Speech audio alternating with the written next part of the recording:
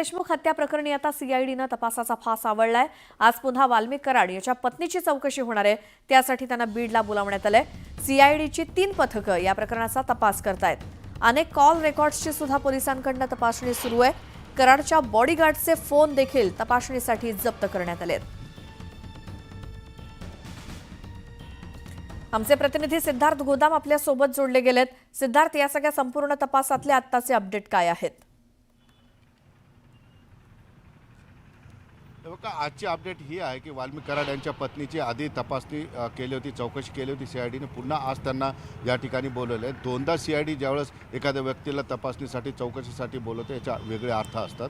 मात्र अजून आपण काही बोलू शकत नाही, कारण सीआयडी कुठलेही पत्ते खोलायला तयार नाही। सीआयडीने अनेक कामं केलेले तपासामध्ये जवळपास 3 टीम करण्यात या ठिकाणी आलेले आहेत। अनेकांचे मोबाईल जप्त आहेत, कॉल रेकॉर्डिंग CDR सुद्धा काढलेला आहे। आजच्या बऱ्या घडामोडी आहेत आणि याविषयी बोलण्यासाठी माझ्यासोबत आपले स्थानिकचे प्रतिनिधी आहेत। सुरेश, काय नेमकं आज सीआयडी करणार? सीआयडीनं परवाच्या दिवशी ज्यावेळेस मंजली कराड यांना चौकशीसाठी बोलवलं होतं, त्याचबरोबर राजेश्वर चव्हाण जे राष्ट्रवादी अजित पवार गटाचे जिल्हा अध्यक्ष आहेत, त्यांची देखील 3 तास कसून चौकशी केली होती। त्यानंतर नोटीस देऊन मंजली कराड यांना चौकशीसाठी बोलवण्यात आलं होतं आणि आज देखील चौकशीसाठी बोलवण्यात आल्याची सूत्रांकडून माहिती मिळते, विश्वसनीय सूत्रांकडून माहिती आहे।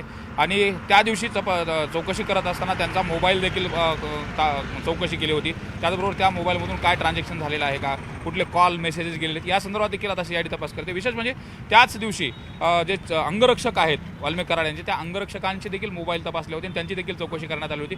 आज पुन्हा नव्यानं त्यांना बोलून घेतलं। त्यामुळं वाल्मिक कराड यांच्यापर्यंत पोहोचण्यासाठी जे काही इनपुट्स आहेत किंवा त्याकडून आणखी नव्यानं काय माहिती मिळते का, यासाठी परत मंजली कराड यांना आज बोलवण्यात आलेलं आहे आणि त्यांची देखील चौकशी केली जाणार आहे। विशेष म्हणजे सीआयडीचे जे वरिष्ठ पोलीस अधिकारी आहेत ते 3 दिवसापासून या ठिकाणी तळ ठोकून आहेत। यामध्ये जे सीआयडीचे महासंचालक आहेत ते देखील या ठिकाणी बुर्डे म्हणून आहेत, सगळे अधिकारी या ठिकाणी आहेत। आपण बघतोय या ठिकाणी एक महत्त्वाची गोष्ट अशी आहे की महाराष्ट्रामध्ये माझ्या मते पहिल्यांदा या सगळ्या प्रकरणाचा छडा लावण्यासाठी AI टेक्नॉलॉजीचा वापर या ठिकाणी केला जाणार आहे असं पोलिसांनी सांगितलेलं आहे। नेमकं ही AI टेक्नॉलॉजी कशी वापरणार यानंतर आपण एक बातमी करूया। मात्र सीआयडीचे 3 पथकं 3 वेगवेगळ्या पद्धतीनं काम करत आहेत। 3 अँगल सीआयडीने ठरवले, एक तर खंडणीचा गुन्हा, त्यानंतर किडनॅपिंग आणि अपहरण आणि हत्या, त्यानंतर ॲट्रॉसिटी, या 3 अँगलनी तपास करतायत। आणि वाल्मिक कराड यांच्या पत्नीला या ठिकाणी बोलवलं आहे, त्यांचा मोबाईल जप्त आहे, त्यांच्या अंगरक्षकाचे मोबाईल फॉरेन्सिक लॅबसाठी जप्त केलेलं आहे। सीआयडीला काहीतरी ठोस माहिती मिळाली असावी वाल्मिक कराड यांच्याबद्दल, पुन्हा त्यांच्या पत्नीला यासाठी बोलायला असावं असा अंदाज आहे। बरोबर सिद्धार्थ, या सगळ्या माहितीसाठी धन्यवाद।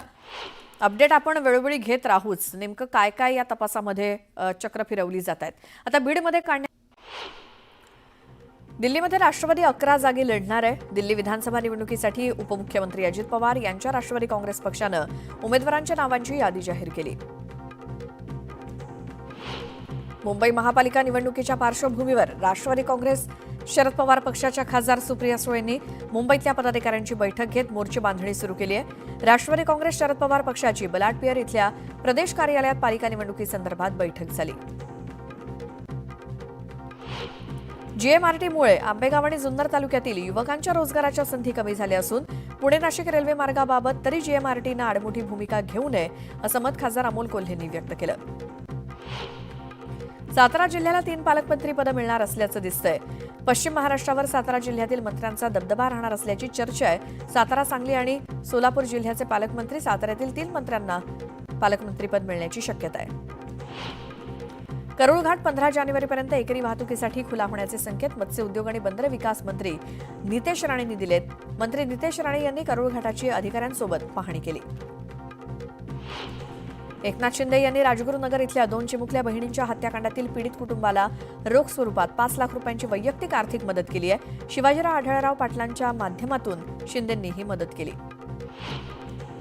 सामाजिक न्यायमंत्री रामदास आठवले आज बीडच्या मस्साजोगमधल्या संतोष देशमुख कुटुंबियांची सांत्वनपर भेट घेणार आहेत। सरपंच संतोष देशमुखांच्या हत्येनंतर देशमुख कुटुंबाची भेट घेणारे ते पहिलेच केंद्रीय मंत्री असणार आहेत। कोरेगाव भीमाला 1 जानेवारी रोजी 207वा शौर्य दिन साजरा होणार आहे। या शौर्य दिनाच्या अनुषंगानं सामाजिक न्यायमंत्री संजय शिरसाट यांनी विजयस्तंभ परिसरात भेट देत पूर्वतयारीचा आढावा घेतला आणि येणाऱ्या अनुयायांची गैरसोय होणार नाही याची काळजी घेण्याच्या सूचना प्रशासनाला केल्या। राज्यात पायाभूत सुविधांच्या निर्मितीला मोठ्या प्रमाणात चालना देण्यात येते. या पार्श्वभूमीवर रस्ते, जल, हवाई मार्गांचं बळकटीकरण करण्यात येते. राज्याचा प्रत्येक भाग विमानानं जोडण्यासोबतच अस्तित्वातील विमानतळांच्या विस्तारीकरणाच्या कामाला गती देण्यात यावी. या कामांना केंद्र सरकारसोबतच राज्य सरकारकडनं भरीव स्वरूपाचं सहकार्य केलं जाईल अशी ग्वाही मुख्यमंत्री देवेंद्र फडणवीसांनी दिली.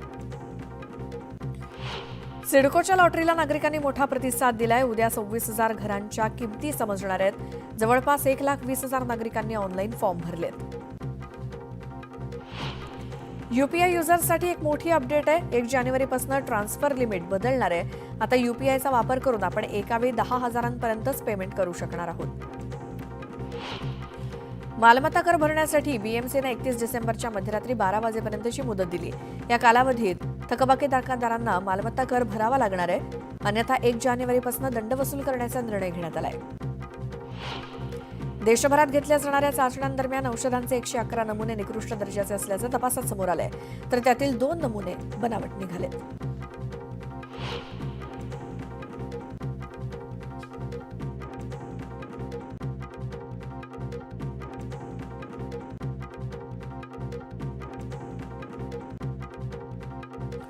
अंगणवाडी सेविका आणि मदतनीस यांच्या मानधनाबाबत प्रशासकीय बाबींची पूर्तता झाल्यानंतर 22 नोव्हेंबर रोजी शासन निर्णयानुसार 73,98,00,000 रुपयांचा निधी मंजूर झालाय. त्यानुसार 163.43 कोटींचा निधी मंजूर झालाय. खवय्यांना 31च्या पार्टीसाठी बजेटमध्ये मच्छी मिळत नसल्यामुळे त्यांचा हिरमोड झालाय. मच्छी जवळपास 200 ते 350 रुपयांनी महागली आहे. मुंबईतली हवा अतिशय खराब आहे. हवेचा गुणवत्ता निर्देशांक 159 वरती पोहोचला असून 151 ते 200 मधील निर्देशांक खराब म्हणून गणला जातो. तर मागील 15 दिवसात अति वाईट हवेची मुंबईत नोंद झाली आहे. मुंबई आणि उपनगरात कबुतरांची संख्या मोठ्या प्रमाणात वाढते. मात्र कबुतरांच्या वावरामुळे फुफ्फुसांचे गंभीर आजार बळावत आहेत. त्यामुळे यावरती वेळीच उपचार घ्यावेत असं आवाहन तज्ज्ञांनी केलंय. कबुतरांच्या विष्ठा आणि पंखांमधनं हवेत मिसळणारे घटक आरोग्यासाठी हानिकारक असतात. त्यामुळे कबुतरांना दाणे आणि धान्य टाकून जमा करणाऱ्यांवरती क्लीनअप मार्शलद्वारे करडी नजर ठेवण्याचा निर्णय पालिकेनं घेतलाय. या मोहिमेत आतापर्यंत 47,000चा दंड वसूल करण्यात आलाय.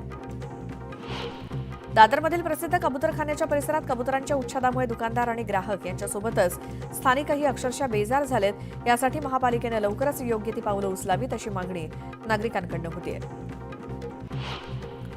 नवी मुंबई उल्वे येथील आंतरराष्ट्रीय विमानतळावरती वायुदलाचे C-295 आणि सुखोई 30 या विमानांच्या यशस्वी लँडिंगनंतर आता इंडिगो एअरलाइन्सचं प्रवासी वाहतूक विमान नवी मुंबई विमानतळावरती लँड होणार आहे. महाराष्ट्रातला दुसरा कोस्टल रोड नवी मुंबईत बनवला जातोय. या कोस्टल रोडला सुप कनेक्टिव्हिटी असणार आहे. हा कोस्टल रोड मुंबई येथील नवीन विमानतळ आणि अटल सेतूला जोडला जाणार आहे. केंद्रीय मंत्री नितीन गडकरी यांनी नागपूर विमानतळावरील धावपट्टीच्या रिकार्पेटिंगला विलंब होत असल्यामुळे संताप व्यक्त केला होता. मुख्यमंत्र्यांनी नागपूर विमानतळाची जबाबदारी आता स्वाती पांडे यांच्याकडून काढून घेत जिल्हाधिकारी डॉक्टर व्ही.पी. नेटणकर यांच्याकडे देण्याचा निर्णय घेतलाय. मुंबईत वाढणाऱ्या हवेचं प्रदूषण कमी करण्यासाठी वेगानं उपाययोजना करण्यास सुरुवात झाली आहे. धूळ नियंत्रणासाठी घनकचरा विभागाकडून डेब्रिज संकलन आणि विल्हेवाटीवरती भर देण्यात आला. एकाच दिवसात तब्बल 189 मेट्रिक टन डेब्रिज संकलन करून त्याची विल्हेवाट देखील लावण्यात आली. शिवाय 243 किलोमीटर लांबीचे रस्ते पाण्यानं धुवून स्वच्छ करण्यात आले. धारावीचा कायापालट धारावी पुनर्विकास प्रकल्पाअंतर्गत करण्यात येणार आहे. DRPPL नावानं स्थापन असलेल्या कंपनीचं नाव अचानक बदलून NMDPL करण्यात आलंय. आरटी प्रवेशाचा पोर्टल 1 जानेवारीपासून सुरू होणार आहे. लवकरच वेळापत्रकाची घोषणा होणार असून 25% राखीव जागांवरील प्रवेशासाठी खासगी शाळांची नोंदणी प्रक्रिया पूर्ण होण्याच्या मार्गावर आहे. केंद्र सरकारच्या महत्वाकांक्षी स्मार्ट सिटी मोहिमेमुळे देशातील 19 बड्या शहरात शाळांमधील विद्यार्थ्यांच्या नोंदणीमध्ये 22% वाढ झाली आहे. बेंगळुरूमधील भारतीय व्यवस्थापन संस्थेकडनं याबाबतचं संशोधन प्रसिद्ध करण्यात आलं. पिंपरी चिंचवड शहरालगत वाढलेल्या औद्योगिक पट्ट्यामुळे चाकण, राजगुरुनगर, आळंदी भागात मोठ्या प्रमाणात नागरीकरण वाढतंय. पिंपरी चिंचवड महापालिकेनं या संदर्भात या 3 नगर परिषदा मिळून महापालिका स्थापन व्हावी असे स्पष्ट अभिप्राय राज्य सरकारला पाठवलाय. PMPML-कडनं कोरेगाव भीमा येथील विजयस्तंभ मानवंदना कार्यक्रमासाठी जादा बसेसचं नियोजन केलंय.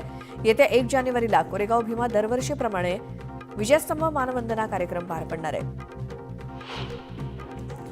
कोल्हापूरची सॉफ्टवेअर निर्यात 50% वाढली आहे. सध्या निर्यात 189 कोटींवरती पोहोचली असून जगभरातील विविध देशांना पुरवठा केला जातोय. सरकारी योजनेचा गैरफायदा घेणाऱ्यांचं रेशन कार्ड रद्द होणार आहे. अनेक लोक पात्रता नसताना देखील रेशन घेत आहेत. अशा लोकांवर कठोर कारवाई करण्याचा निर्णय शासनानं घेतलाय. ठाणे प्रादेशिक परिवहन विभागाच्या वायुवेग पथकानं सप्टेंबर ते डिसेंबर 2024 या 4 महिन्यात ड्रंक अँड ड्राईव्ह तपासणी मोहीम राबवली. यात मद्यप्राशन करून वाहन चालवणाऱ्या 200 चालकांवरती दंडात्मक कारवाई करण्यात आली आहे. हिवताप आणि डेंग्यूचे रुग्ण साधारणपणे पावसाळ्यात मोठ्या प्रमाणात सापडतात. मात्र वातावरणातील बदलामुळे यावर्षी संपूर्ण वर्षभर अधूनमधून रुग्ण सापडत आहेत. त्यामुळे यंदा गतवर्षीच्या तुलनेत डेंग्यूच्या रुग्णांमध्ये किंचित वाढ झाली असली तरी हिवतापाच्या रुग्णांमध्ये घट झाली आहे. लाखो भाविकांचं श्रद्धास्थान असलेली इंद्रायणी नदी पुन्हा फेसाळली आहे. कोट्यवधींचा खर्च करून सुद्धा केमिकल मिश्रित पाण्यामुळे नदीच्या प्रदूषणात वाढ होतीये. पनवेल तालुक्यातील जलजीवन मिशन योजनेची कामं अद्यापही अपूर्ण स्थितीत आहेत. तालुक्यातील 19 ठिकाणी जागेची अडचण आहे. जलजीवन मिशन पाणीपुरवठा योजना सुरू झाल्यापासून काही ठिकाणी शुल्ककाष्ठ मागे लागले असल्याचं दिसून आलंय. टिपेश्वरमधल्या वाघाचा संचार बार्शी तालुक्यातल्या करी शिवारातील सखल भागात सुरू होता. बार्शीमध्ये वाघाचा शोध घेण्यासाठी वनविभागाकडून अभयारण्य भागात लावण्यात आलेल्या ट्रॅप कॅमेऱ्यात बिबट्या कैद झालाय. भुसावळमध्ये 2 जानेवारीपर्यंत प्लॅटफॉर्म तिकीट विक्री बंद करण्यात आली आहे. वर्षाअखेरीस रेल्वे स्थानकावरती होणारी गर्दी टाळण्यासाठी मध्य रेल्वेच्या 14 मुख्य स्थानकांवरती प्लॅटफॉर्म तिकीट विक्री तात्पुरती बंद राहील. महापालिका आयुक्तांकडून सोलापूरचा विकास आराखडा जाहीर करण्यात आला. 2048 पर्यंतची सोलापूर शहराची लोकसंख्या लक्षात घेऊन बनवलेल्या 20 वर्षांच्या आराखड्यात solar park, children park, parking आणि खेळांचं मैदान यावरती विशेष लक्ष देत शहराचा हरित आराखडा तयार करण्यात आलाय. वसाई पठार किंवा पन्हाळ्यावरती प्रशासनानं 28 डिसेंबर ते 1 जानेवारी या कालावधीत प्रवेशबंदी केली आहे. या निर्णयाची माहिती पन्हाळा परिक्षेत्र वनाधिकारी अनिल मोहित यांनी दिली. शेतीचा हंगाम संपल्यानंतरही शेतमजुरांना कामाची गरज आहे. मात्र काम नसल्यामुळे शेकडो मजुरांना रोजगाराच्या शोधात आंध्र प्रदेश आणि तेलंगणा राज्यात स्थलांतर करावं लागतंय. राज्यातील सरपंचांना कलम 353 अंतर्गत संरक्षण द्यावं अशी मागणी ग्रामसंवाद सरपंच असोसिएशनचे संस्थापक अध्यक्ष अजिनाथ धामणे यांनी मुख्यमंत्र्यांकडे निवेदनाद्वारे केली आहे. रत्नागिरी जिल्ह्यात 21व्या पशुगणनेला सुरुवात झाली. आता या गणनेत भटक्या जनावरांचा समावेश करण्यात आल्यानं त्यांची देखील गणना केली जाणार आहे. राज्यात शासकीय युनानी महाविद्यालय सुरू करण्याचा निर्णय राज्य सरकारनं घेतलाय. पहिलं महाविद्यालय रायगड इथे सुरू करण्यात येणार असून 100 विद्यार्थी प्रवेश क्षमतेचे आणि संलग्नित 100 रुग्णखाटांचं रुग्णालय स्थापन केलं जाणार आहे. कोयना धरण भागातील सह्याद्री व्याघ्र वन परिक्षेत्रातील सर्व पर्यटन स्थळं आजपासून 1 जानेवारीपर्यंत बंद असणार आहेत अशी माहिती वन विभागानं दिली. तेव्हा पर्यटकांनी विनापरवाना प्रवेश केल्यास वन्यजीव आणि वन अधिनियमानुसार कारवाई होणार आहे. 31ला स्थानकातील गर्दी टाळण्यासाठी रेल्वेने एक मोठा निर्णय घेतलाय. मध्य रेल्वेला मुख्य टर्मिनसवरील प्लॅटफॉर्म तिकीट विक्री बंद केली जाणार आहे.